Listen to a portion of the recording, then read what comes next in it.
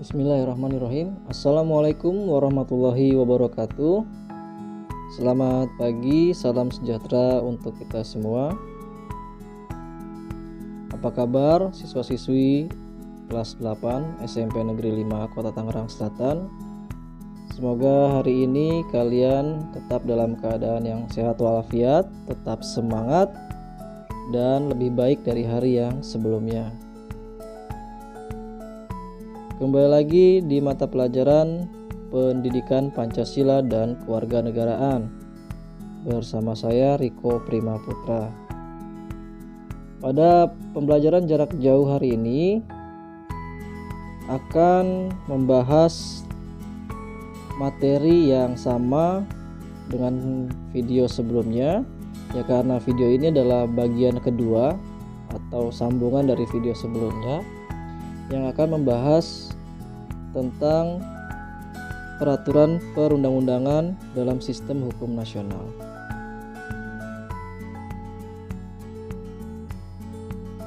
Kompetensi inti dan kompetensi dasar masih sama dengan yang sebelumnya karena kita membahas bab 2.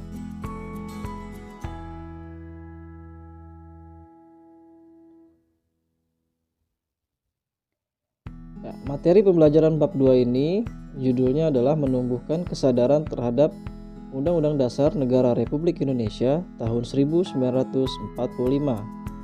di mana pada bab ini ada 4 pokok bahasan utama, yaitu kedudukan dan makna pembukaan Undang-Undang Dasar Negara Republik Indonesia tahun 1945, kemudian kedudukan dan fungsi Undang-Undang Dasar Negara Republik Indonesia tahun 1945. Selanjutnya, peraturan perundang-undangan dalam sistem hukum nasional dan melaksanakan dan mempertahankan Undang-Undang Dasar Negara Republik Indonesia tahun 1945. Kita masih membahas pokok bahasan yang ketiga atau bagian yang C, yaitu peraturan perundang-undangan dalam sistem hukum nasional.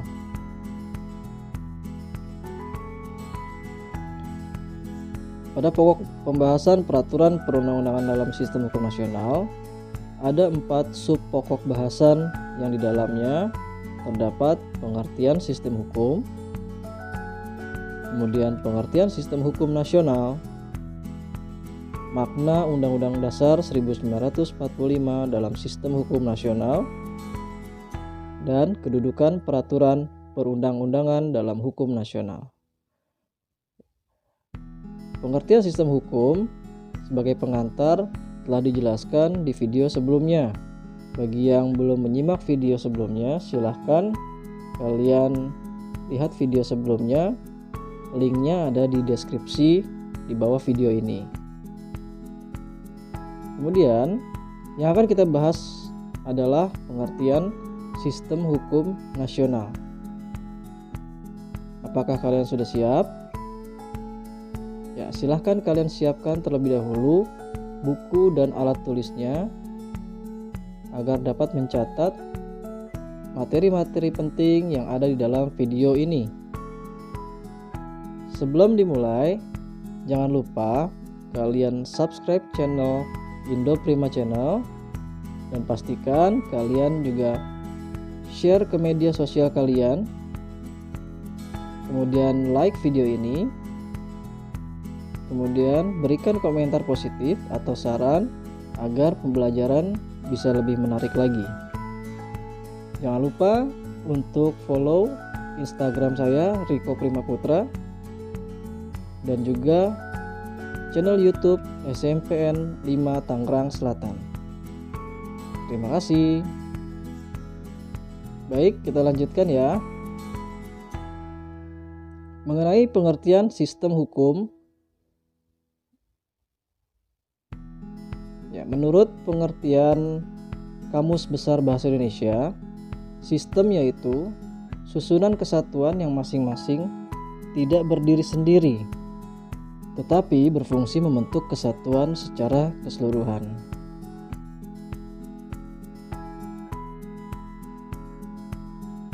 Kata sistem merupakan kata umum yang dapat disandingkan dengan ilmu lain.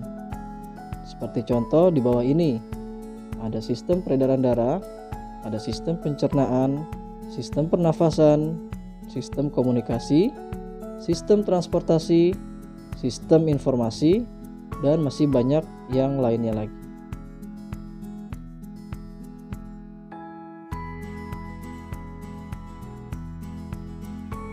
Kata sistem jika disandingkan dengan hukum, maka akan membentuk suatu pengertian sistem hukum, di mana pada halaman ini kalian ditugaskan untuk mencari pengertian atau definisi hukum menurut para tokoh atau ahli hukum. Apakah kalian sudah mengerjakannya? Bagi yang belum mengerjakannya, segera kerjakan dan selesaikan. Kemudian jangan lupa untuk dikirim atau upload di Google Classroom. Pada contoh tabel ini, definisi hukum menurut Ahmad Ali yaitu hukum adalah seperangkat norma tentang apa yang benar dan apa yang salah yang dibuat atau diakui eksistensinya oleh pemerintah, yang dituangkan baik dalam aturan tertulis dalam bentuk peraturan maupun yang tidak tertulis, yang mengikat dan sesuai dengan kebutuhan masyarakatnya secara keseluruhan, dan dengan ancaman sanksi bagi pelanggar aturan itu. Nah, kalian di sini ditugaskan untuk mencari pengertian atau definisi hukum menurut Dr. Andes E. Utrecht, SH, Leon de Guit, Immanuel Kant, dan Profesor Dr. Mokhtar Kusumaatmadja. Kita akan bahas bersama-sama apa yang sudah kalian cari, apa yang kalian sudah temukan. Mari kita simak bersama-sama. Definisi hukum menurut Dr. Andes E. Utrecht, SH,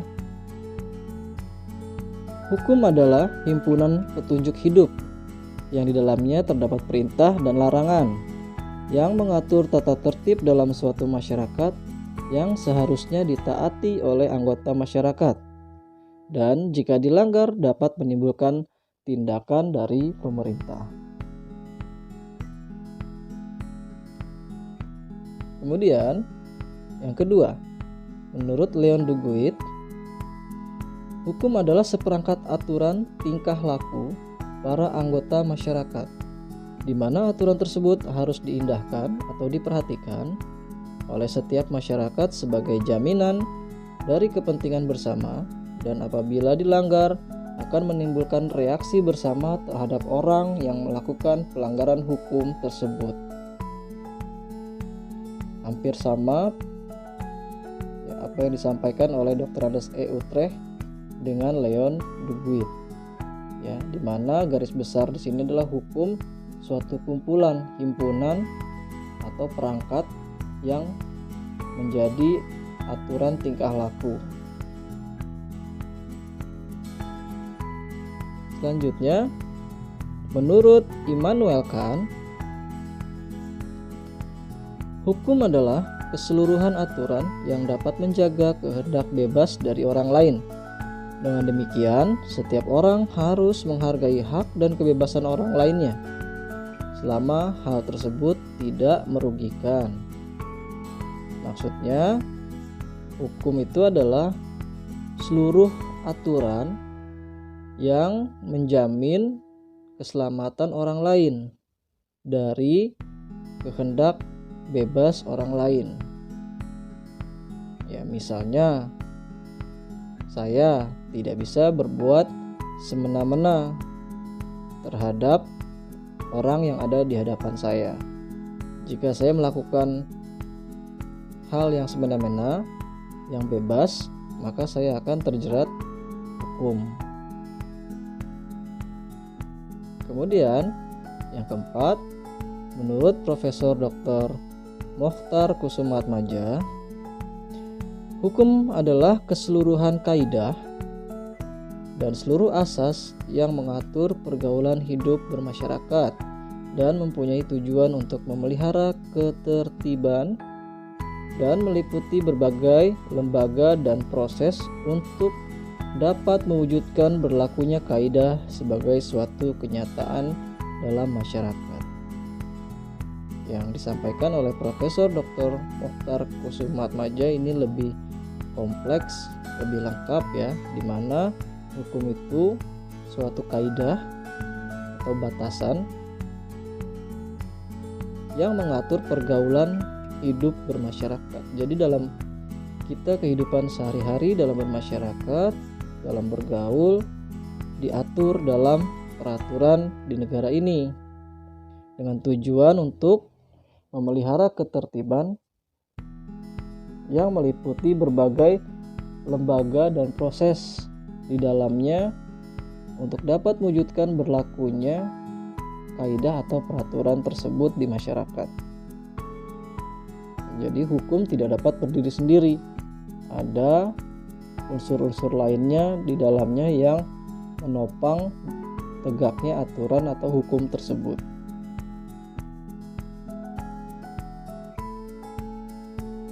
Baik, kita lanjutkan.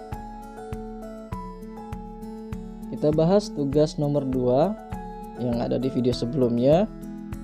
Ini beberapa saya lihat sudah menyerahkan di Google Classroom. Dan jawaban dari kalian sangat bagus sekali, bervariasi apa yang kalian pahami dari video yang sebelumnya. Setelah memahami pengertian kata sistem dan hukum, maka jika kita simpulkan, yang dimaksud sistem hukum adalah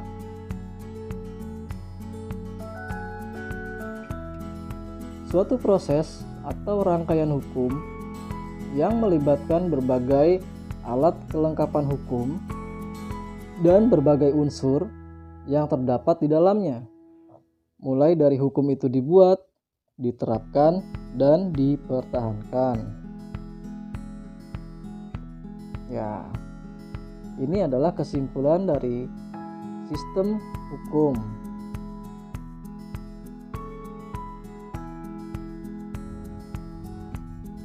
Selanjutnya, dalam sistem hukum nasional terdapat unsur-unsur yang menopang berdirinya sistem hukum nasional, yaitu yang pertama adanya materi hukum, kedua struktur kelembagaan hukum, yang ketiga budaya hukum.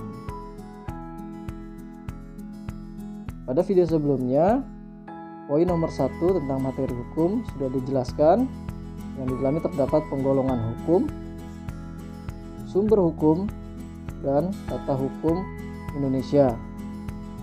Namun pembahasannya baru sampai poin A, yaitu penggolongan hukum. Maka pada pembelajaran kali ini akan kita lanjutkan di poin B dan C.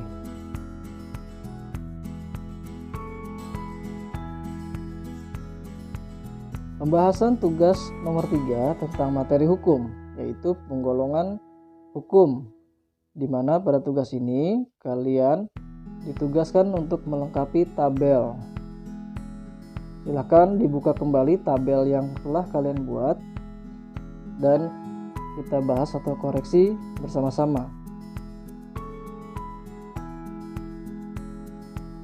Penggolongan hukum menurut sumbernya. Ya, sumber dari hukum itu terdapat hukum undang-undang, hukum traktat, hukum jurisprudensi, hukum doktrin, dan hukum kebiasaan. Ya, jadi hukum digolongkan menurut sumbernya itu ada 5: undang-undang, traktat, jurisprudensi, doktrin, dan kebiasaan. Selanjutnya, penggolongan hukum menurut bentuknya. Ada 2 jenis, yaitu hukum tertulis dan hukum tidak tertulis. Selanjutnya, penggolongan hukum menurut wilayah berlakunya, ya, di mana hukum itu berlaku di wilayah apa saja. Di sini ada 4 jenis. Hukum yang berlaku secara nasional, kemudian hukum gereja, hukum asing, dan hukum internasional. Kemudian penggolongan hukum menurut sifatnya, hukum bersifat mengatur. Yang kedua, hukum bersifat memaksa. Selanjutnya, penggolongan hukum menurut isinya, yaitu hukum privat dan hukum publik.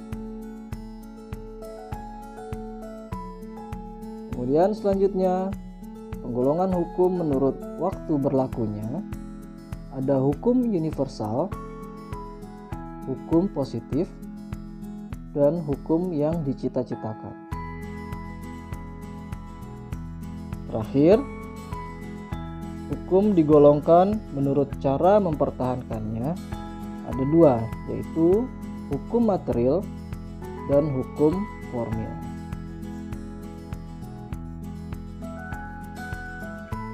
Jika ada yang masih kurang tepat, silahkan dikoreksi pekerjaannya masing-masing.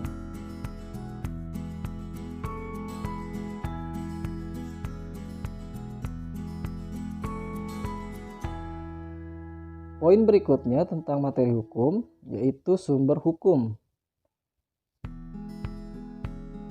Menurut Kamus Besar Bahasa Indonesia, sumber hukum adalah segala sesuatu yang berupa tulisan, dokumen, naskah, dan sebagainya yang dipergunakan oleh suatu bangsa sebagai pedoman hidupnya pada masa tertentu, di mana sumber hukum itu menimbulkan aturan-aturan berkekuatan hukum.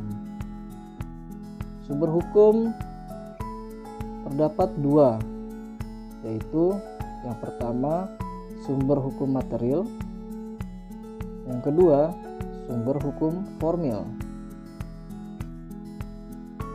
Dan di sini kalian ditugaskan untuk mencari pengertian sumber hukum material dan sumber hukum formal. Baik, kita bahas yang dimaksud sumber hukum material adalah sumber dari mana hukum itu diambil. Sumber ini menentukan isi atau materi hukum itu sendiri. Jadi dalam pembentukan atau membuat hukum, dari mana sumbernya? Yaitu dari nilai agama, kesusilaan, akal budi pikiran, jiwa bangsa, hubungan sosial, dan lain-lain.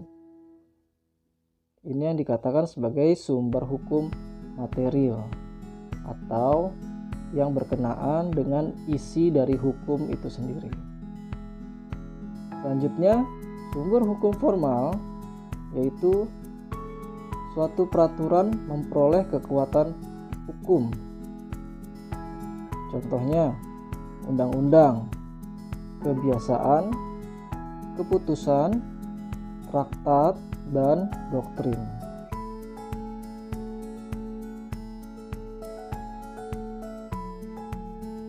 Selanjutnya, poin C, tata hukum Indonesia. Tata hukum negara Indonesia berpedoman pada Undang-Undang Dasar Negara Republik Indonesia tahun 1945, di mana Undang-Undang Dasar tersebut merupakan keseluruhan peraturan hukum yang diciptakan oleh pihak berwenang dan berlaku bagi seluruh masyarakat Indonesia tanpa terkecuali. Tata hukum Indonesia saat ini diatur dalam Undang-Undang Nomor 12 Tahun 2011 tentang pembentukan peraturan perundang-undangan. di mana tata hukum ini disusun secara hierarki, bertingkat, ya, berurutan dari yang tertinggi hingga yang terendah tingkatannya.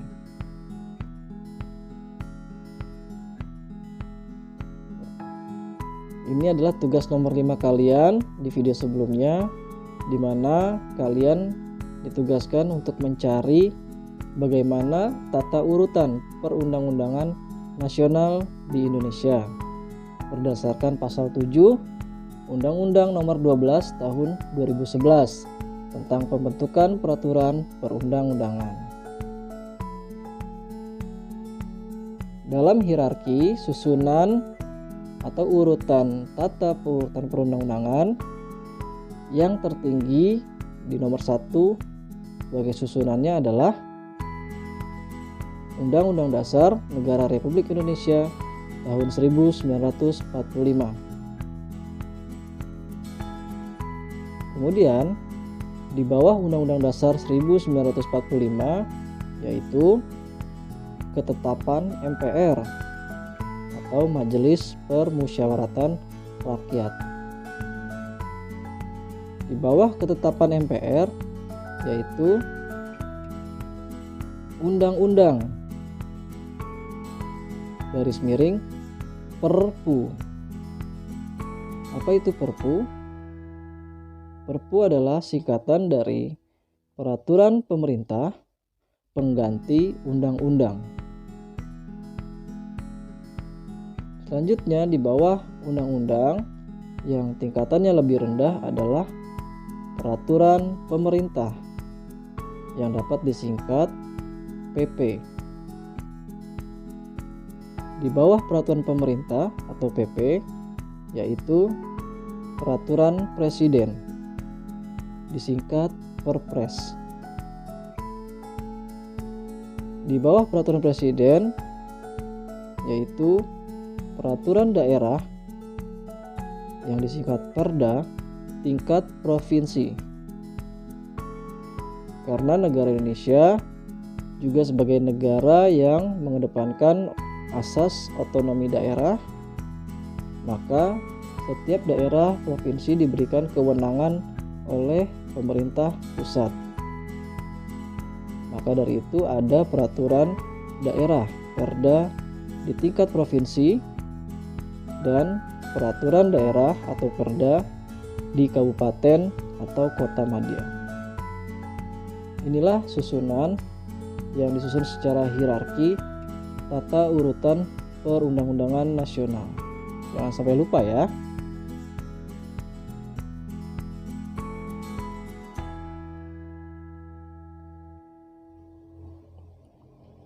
Baik, itu tadi pembahasan unsur-unsur sistem hukum nasional di poin nomor 1 tentang materi hukum yang terdapat di dalamnya penggolongan hukum, sumber hukum, dan tata hukum Indonesia.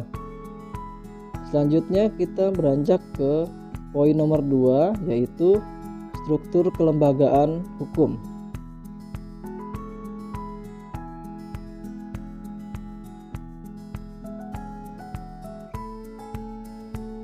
Struktur kelembagaan hukum adalah sistem atau mekanisme kelembagaan yang menopang pembentukan dan penyelenggaraan hukum di Indonesia.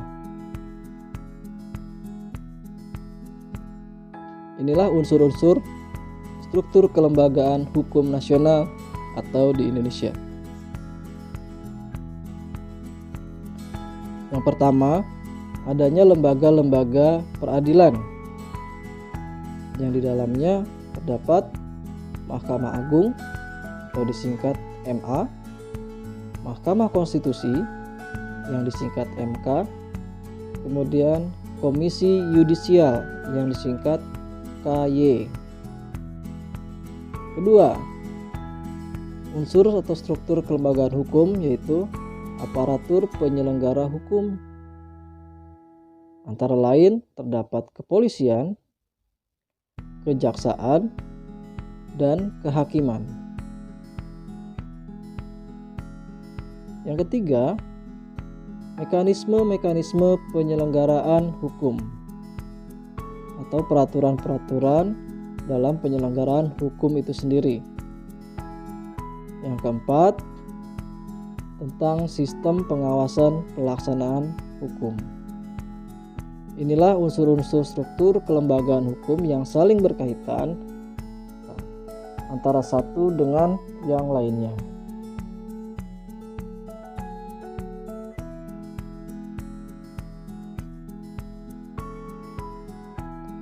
Semua lembaga hukum tersebut harus bisa berjalan serasi, selaras, dan seimbang agar dapat menegakkan sistem hukum nasional.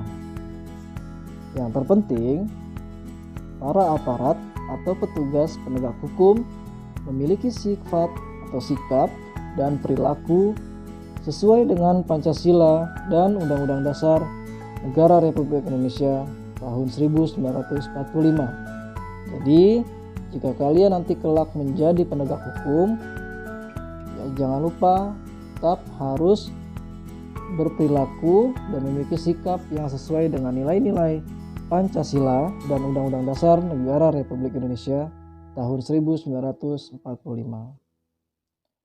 Meskipun struktur kelembagaan hukum di Indonesia secara terus-menerus berubah menyesuaikan perkembangan zaman, namun peraturan perundang-undangan yang dibuat tidak boleh menyimpang atau bertentangan dari nilai-nilai Pancasila dan ketentuan Undang-Undang Dasar Negara Republik Indonesia tahun 1945 sebagai sumber hukum dasar dan hukum dasar tertulis.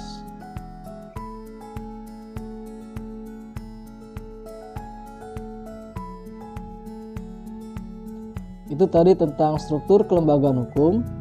Yang terakhir pembahasan di materi ini yaitu adalah budaya hukum.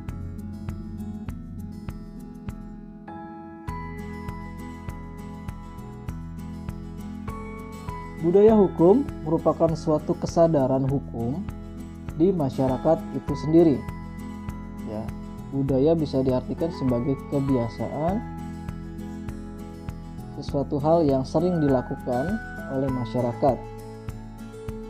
Masyarakat yang sadar akan hukum tentunya akan mematuhi peraturan-peraturan atau hukum yang berlaku di dalam kehidupan masyarakat, berbangsa, dan bernegara. Semakin tinggi tingkat kesadaran hukum, semakin mendukung terciptanya sistem hukum nasional yang baik. Nah, inilah salah satu fungsi kita semua belajar tentang hukum, agar kita semua memiliki budaya hukum yang berkesadaran tinggi. Sekarang coba kalian koreksi diri masing-masing, apakah kalian sudah patuh terhadap hukum yang berlaku? Jika belum, ayo segera rubah sikapnya menjadi masyarakat yang taat terhadap hukum. Kemudian, tingginya tingkat kesadaran hukum di masyarakat tercermin dari tindakan warga masyarakatnya yang patuh, tunduk, dan taat pada hukum. Ya, jika tindakan atau perilaku masyarakat itu sudah sesuai dengan hukum, maka dapat dikatakan tingkat kesadaran hukum masyarakat itu sangat tinggi. Namun, biasanya setiap daerah memiliki norma hukum sendiri yang berbeda-beda penerapannya. Norma-norma di daerah biasanya menyesuaikan dengan adat dan tradisi setempat, namun tetap mengacu kepada nilai-nilai Pancasila dan Undang-Undang Dasar Negara Republik Indonesia tahun 1945.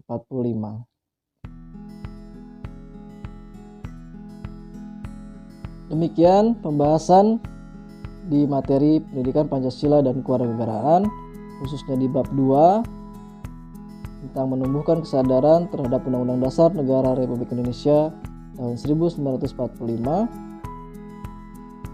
Pada sub pokok pembahasan peraturan perundang-undangan dalam sistem hukum nasional. Tetap semangat ya. Wassalamualaikum warahmatullahi wabarakatuh.